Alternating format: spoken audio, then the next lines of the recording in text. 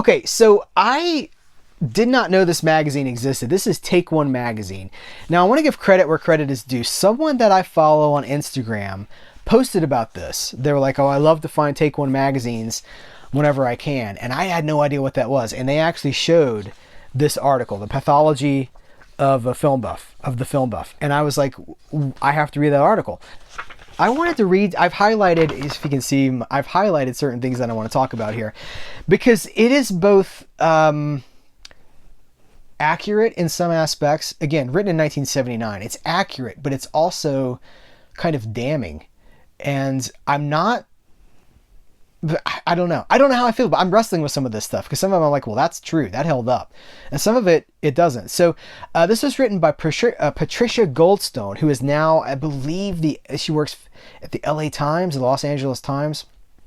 She's a journalist, she's a playwright, she's still creating, still writing stories, but this was 1979. So think about where we were in 1979 in terms of film fandom, pre-home entertainment, really. You might be able to have a 16 millimeter print, but Betamax is not really a thing yet.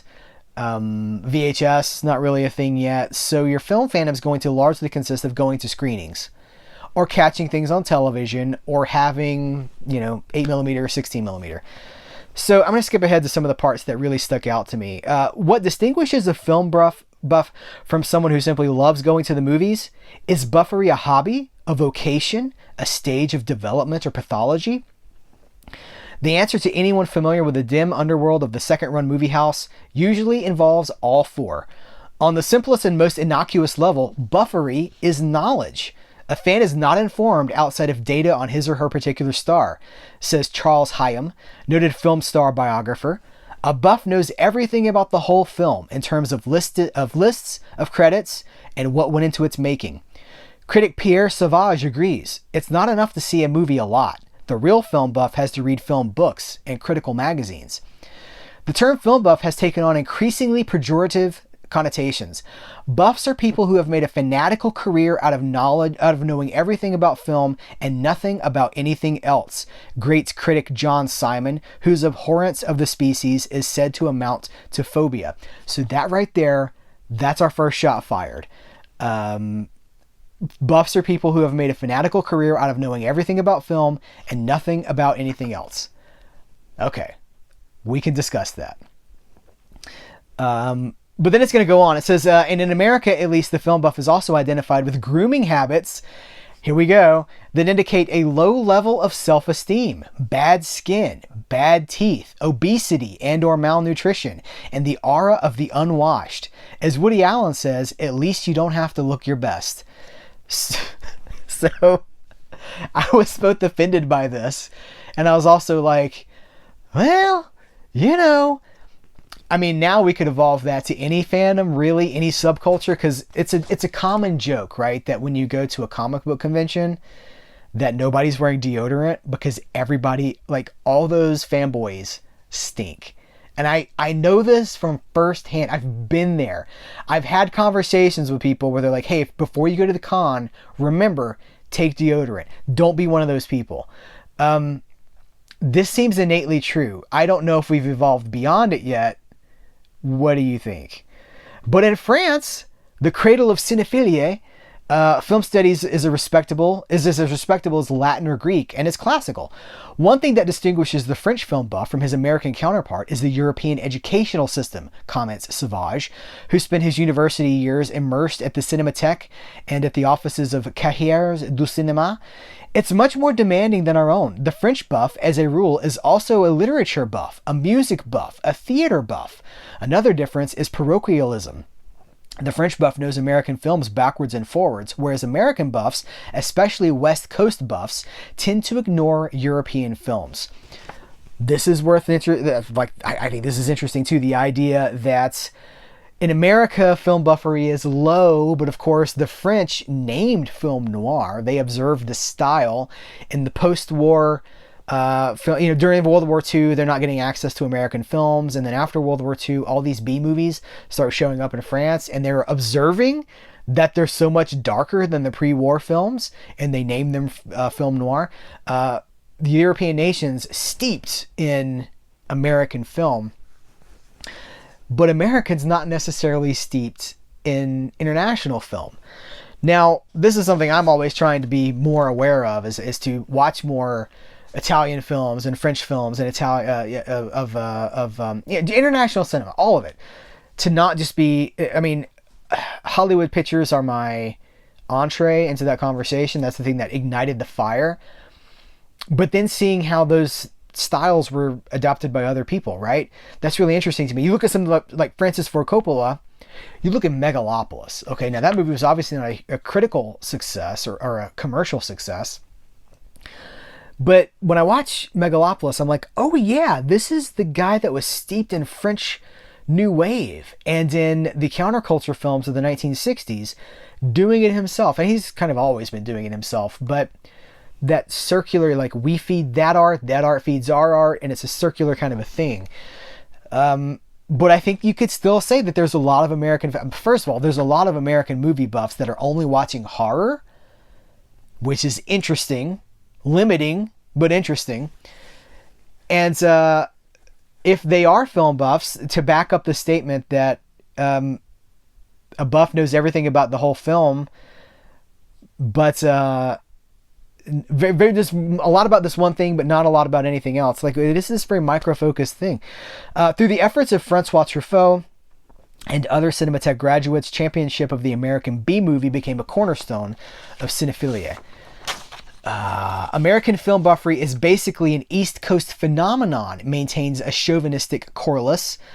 A true film buff culture can't exist in an out-of-door climate like California.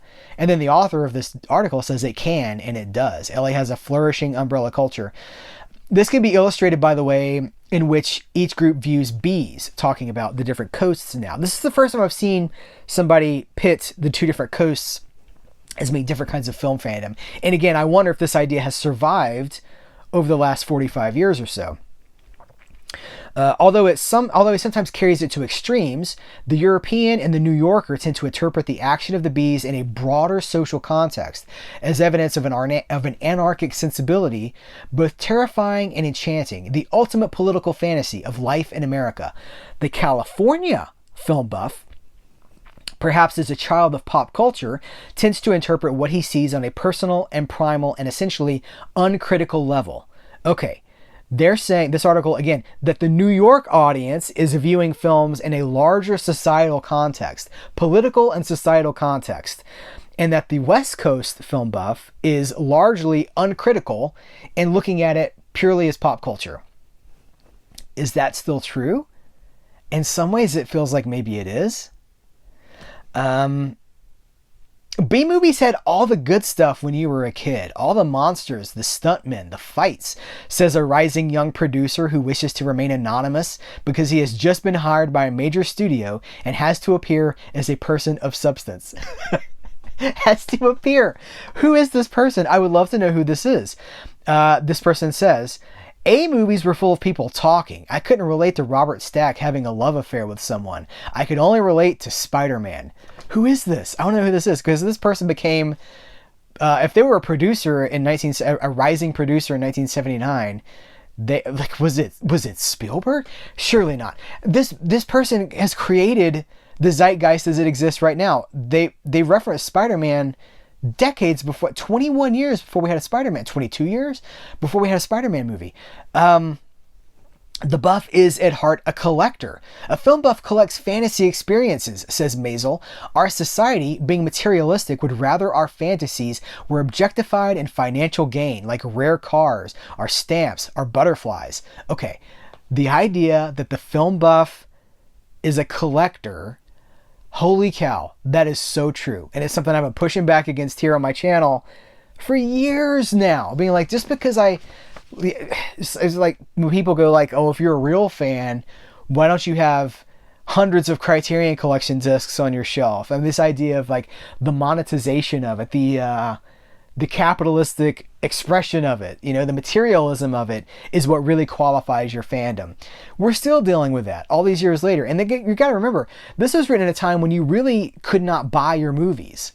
You could, I mean, there was like video CDs, I guess, at that point, or, you know, the CEDs at that point. But you really could not own your movies like we can now, and there was still a problem. Like, the materialism was still a problem. Most film buffs, unless they can manage to parlay their obsession into a living, seem to hold down minimal jobs. This makes the directors they venerate uncomfortable around them. Industry people, as a rule, work very hard, notes Savage. They don't like being around people who aren't doing the same thing. It's very hard as a film buff to do anything except carp or grovel. That one hit me. I was like, is that true? Do film buffs just grovel? It's probably unfair to judge a sincere infatuation with the creativity of others by the standards of sometimes crassly pragmatic industry. Not everyone has talent, and as Hayam says, we need our audiences. What would we do without them? Theoretically, at least, film buffery has some of the charms of the 19th century dandyism, a love of artifice for its own sake. That goes back to the idea of loving movies purely as pop culture and not for the societal and sociological statements of that film. Just the idea that it's a love of artifice. And that's kind of true. Film is an escape. Film is an outlet for so many of us. They're going to double down on that. Listen to this. But the majority of buffs seem to use movies as a prophylactic.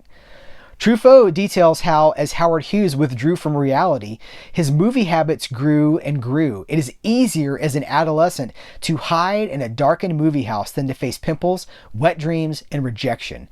It is also easier to survive indefinitely on the predigested life experiences of others.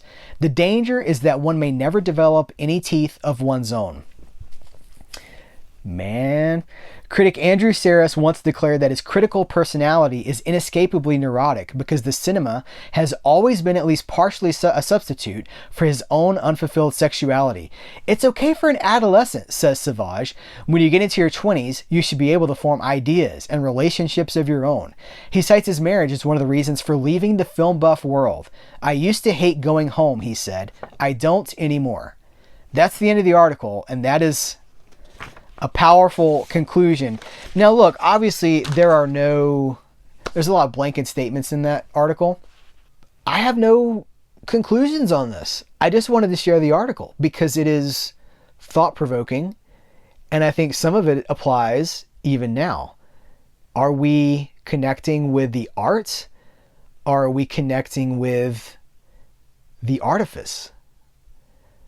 That's really